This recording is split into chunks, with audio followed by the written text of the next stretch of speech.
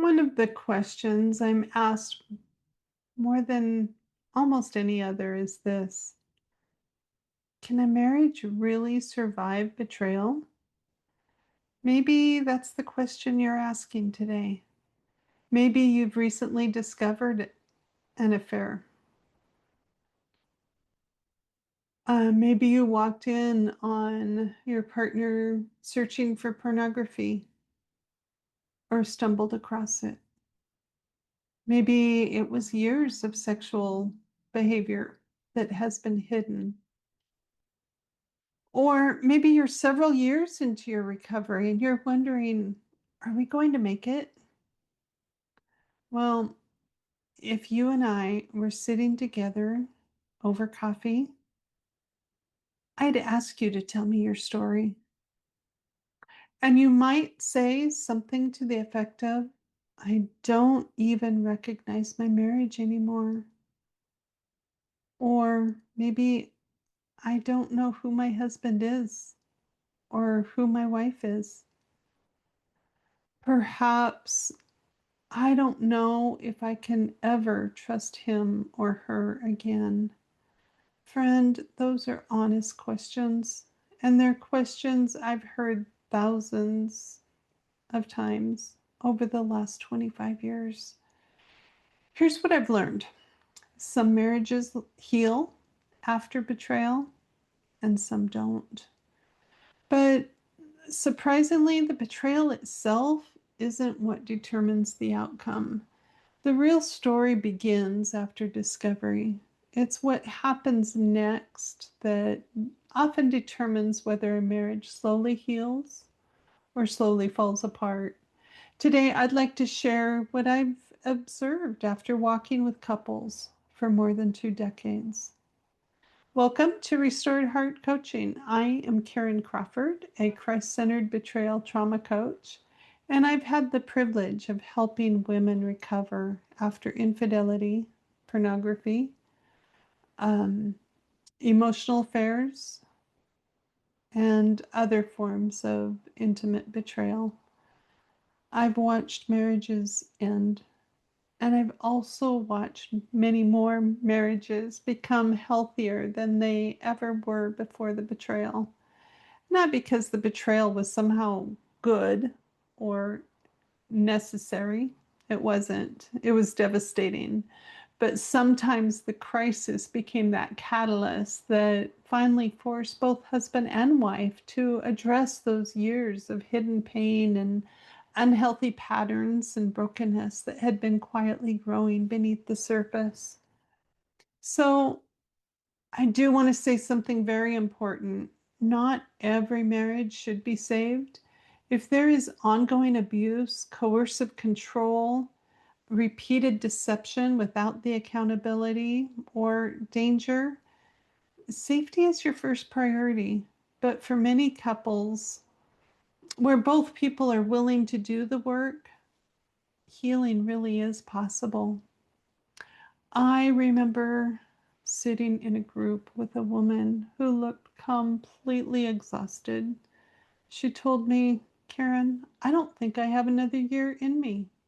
She had discovered years of hidden pornography, lying, and eventually an emotional affair, and she had every reason to walk away.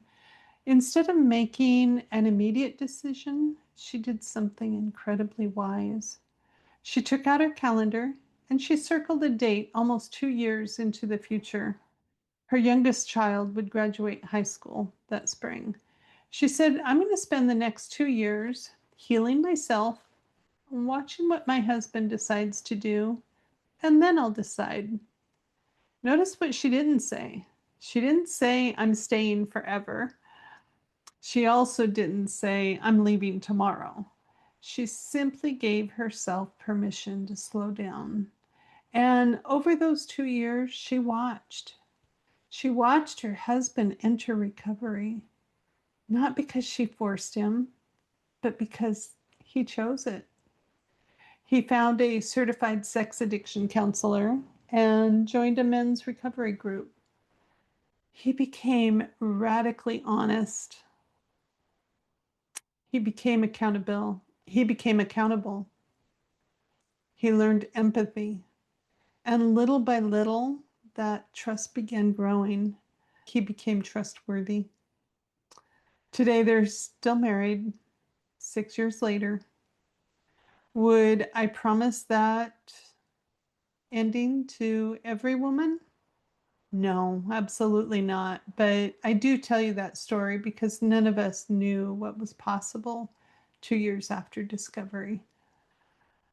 So over the years, I have noticed two patterns. Again, there are exceptions, but these are the two biggest reasons I see marriages struggle to recover. The first one would be the betrayer never truly entered recovery. It's too common. It's incredibly common. He might feel terrible. He cries. He apologizes. He promises. He says, I'll never do it again. Sometimes he says, I've prayed about it and God has forgiven me. I'm reading my Bible every day. Friend, prayer is essential and reading scripture is life giving. But prayer was never meant to replace the wisdom and accountability and confession and community. If prayer alone broke addiction, we wouldn't have addiction among Christians.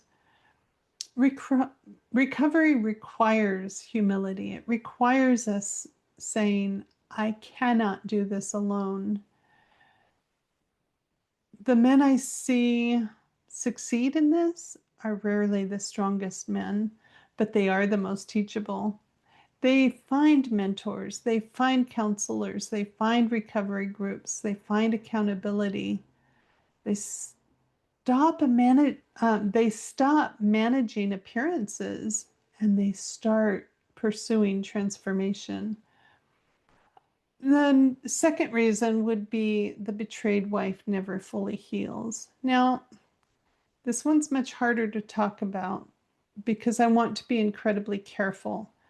The betrayal was not her fault. She did not cause it. She did not deserve it. But she does have a healing journey of her own. Sometimes I meet women whose husbands have been in solid recovery for years. They're transparent, they're consistent, they're empathetic, they're growing, and yet the marriage still feels frozen. Why? Probably because she never had the opportunity or perhaps the support to process the enormous grief of what happened. Betrayal isn't about broken trust, it's the death of a dream. It's the loss of the marriage that you thought you had. It's the loss of innocence. It's the loss of certainty and security. And these losses deserve to be named and grieved. Sometimes women become stuck there. Other times they become stuck in resentment. Now, let me pause here because this word makes people feel uncomfortable. Most women aren't going to come to me and say, I'm resentful. Instead, they might say, I've forgiven him, but. And then every disagreement circles back to the affair. Every argument ends with, well, you cheated years later. So please hear me carefully. I'm not talking about triggers. Triggers are normal. Healing conversations are healthy. I'm talking about when the betrayal becomes the lens through which every interaction is interpreted. That's often unresolved grief wearing the clothes of resentment. Forgiveness is a decision. Healing is a process. They're not the same thing. So, what do healthy recovering marriages actually look like? I have noticed several common characteristics, and that would be the husband owning his behavior completely. No excuses, no blaming, no minimizing, no DARVO, that's deny, attack, reverse victim offender. We'll talk about that in a later video. He says, I did this, I hurt you, I'll spend as long as it takes rebuilding trust. And then second, he pursues recovery consistently, not because he's watching, but rather because he wants to become a different man. And then third, she pursues her own healing. She stops making his recovery the center of her life. She learns boundaries, another big topic that we'll talk about in the future, a future video. She regulates her nervous system using somatic practices and reconnects with herself. And fourth, both individuals become students. They learn about addiction, they learn about trauma, they learn about attachment and attunement, communication, and the biggest one, empathy. They stop trying to win the argument. They start trying to understand. And then finally, they both become incredibly patient. They stop asking, how fast can we fix this? And rather start asking, how faithfully can we heal? If we were still sitting over coffee, here's what I'd want you to know. Your marriage today is not necessarily your marriage a year from now. I have watched incredible transformations. I've also watched heartbreaking endings, but neither outcome was decided on Discovery Day. It was decided by thousands of choices afterwards.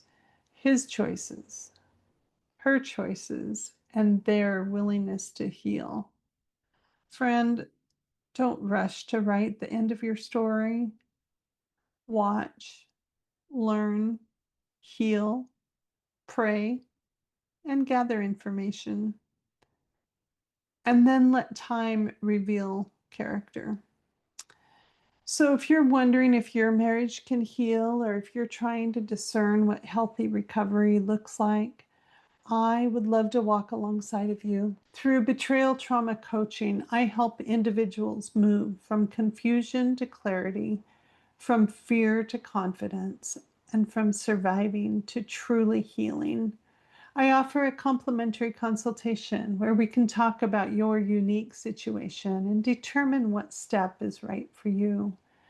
You can learn more at restoredheartcoaching.com, and I will link that in the show notes. And if today's conversation has encouraged you, please subscribe to Restored Heart Coaching. My prayer is that this channel becomes a safe place where hurting women find clarity, strength, and hope. And remember this: betrayal may become part of your story, but it does not have to define the rest of your life.